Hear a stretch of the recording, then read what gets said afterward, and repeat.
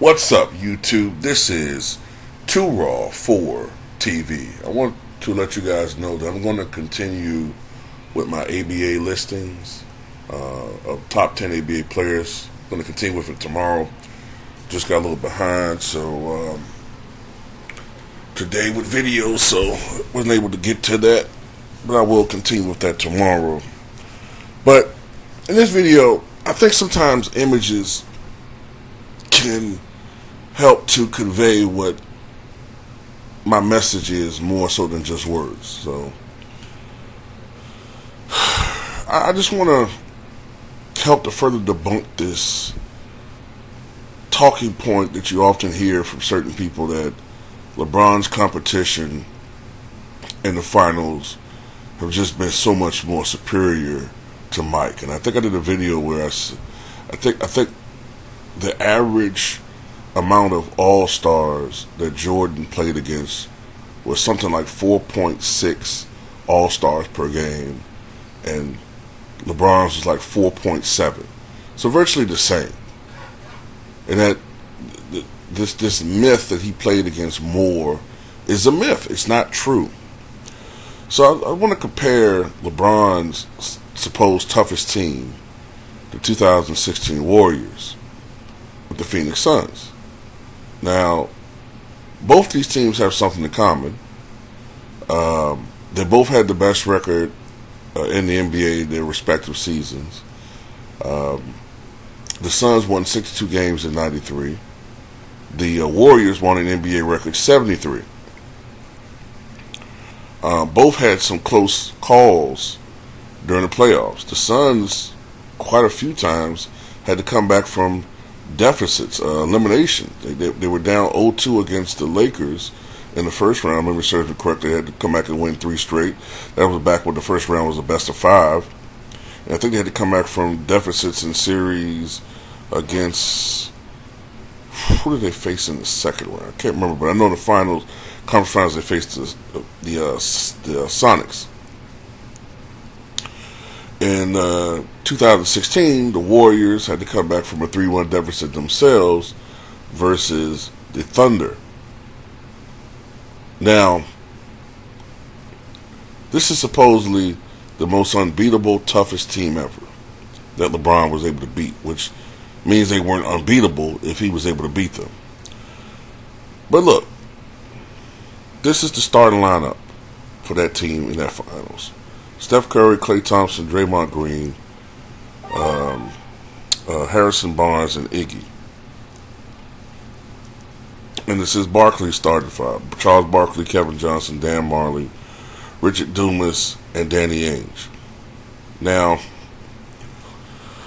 Danny Ainge was not a Hall of Famer, but neither is Iggy. Danny Ainge was a feisty defender. He was about 6'5", a great outside shooter, good defensive player in his prime, but not great. In 1988, he set a record, which will be broken the next year, of 148 threes made, if I'm not mistaken, that year. Richard Dumas is the prime example of what could have been a Hall of Fame career, if not Hall of Fame, stellar career, derailed by drugs. He was receiving, if I remember serving correctly, he was getting comparisons to Scottie Pippen. And, that series was just a taste of what he could do. He had to share the ball with Charles Barkley and Marley and Johnson and Ainge and, Tom Chambers came off the bench. I think Chambers was on that team that year. Or was that in 95? I think Chambers was on the corner bench. But anyway, 16 a game. Harrison Barnes, probably the worst Olympian we've ever seen in pro sports history. Dan Marley, 6th man of the year, perennial candidate, great defender, one of the first deep 3-ball shooters the game has seen. Was a good defender. He just could not guard Michael Jordan. The same way that Drew Holiday is a good defender, but he just cannot guard Jimmy Butler. And KJ, who would have been in the Hall of Fame had it not been for injuries and politics. Okay? And then, of course, Charles Barkley. So both teams had 3 All-Stars. And the 2016 Warriors had 3 players that averaged over 10 points per game. The Suns had 4 players average over 10 points per game.